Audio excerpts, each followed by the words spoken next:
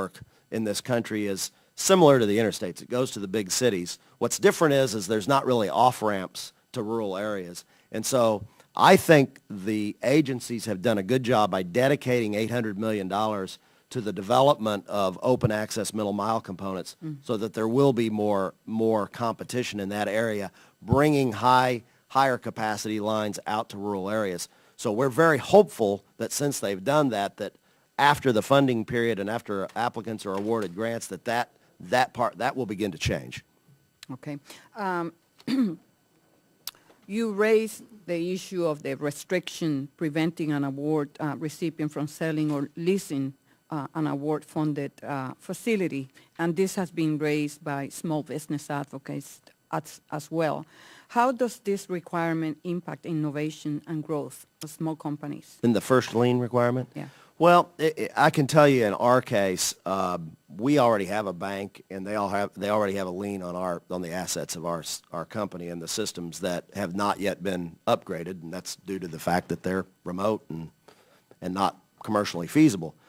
So I applaud what Mr. Adelstein said, that they're going to come up with 5 or 6 different options for applicants to apply for or to try to buttonhole into options to where that first lien might be modified.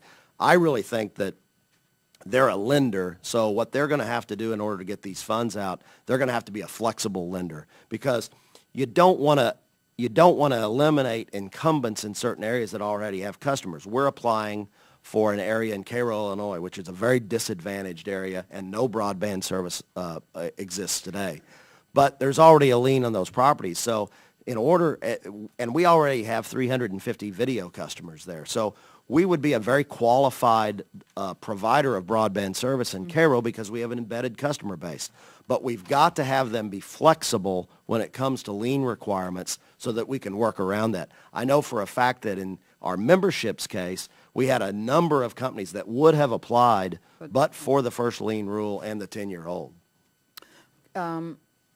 You heard that a lot of the members here raise the concern about the frustration with the application process to both gentlemen that were here because it's complex and it really discouraged participation. Of the information requested in the application, what were the most intensive to complete? The biggest problem that we found in the application process is that we were required to have complete design projects done for the communities we propose to serve. And by doing that, that meant we had to go and specifically walk out from pole to pole, house to house, provide measurements, do a complete system design project for every community. That cost somewhere in the neighborhood of at least $500 a mile. Even in a small town, you're talking about 25 miles of cable to provide broadband service. So that was a very expensive and time-consuming proposal.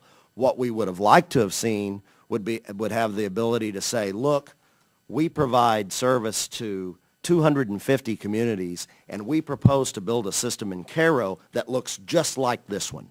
And the design we will warrant will look just like this design that currently provides broadband service. And I think if RUS would take a look at that, that would really, really lower the threshold and the expense in supplying an application. If you had any question about the application, were you able to get a person on the phone to answer any questions? In the early parts of the application process, we were, and they were helpful.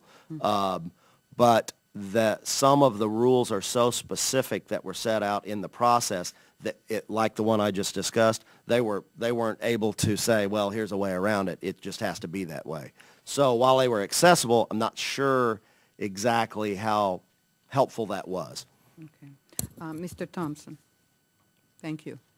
Well, thank you, Madam Chairwoman, and thanks, Mr. Gleason, for your testimony. And I have a couple questions, including a couple that Mr. Graves had left with me that wanted to make sure that we asked as well. First of all, just in general, what recommendations would you make to the committee to improve the process and ensure that taxpayers are getting the most out of these provisions? Well, got a couple of issues I think that still exist. One, the application review process is very, very troublesome, particularly for small businesses. I had a fellow cable operator who's a small businessman in Missouri give me a call, and he's a company that's got 2,000 cable customers and 1,000 broadband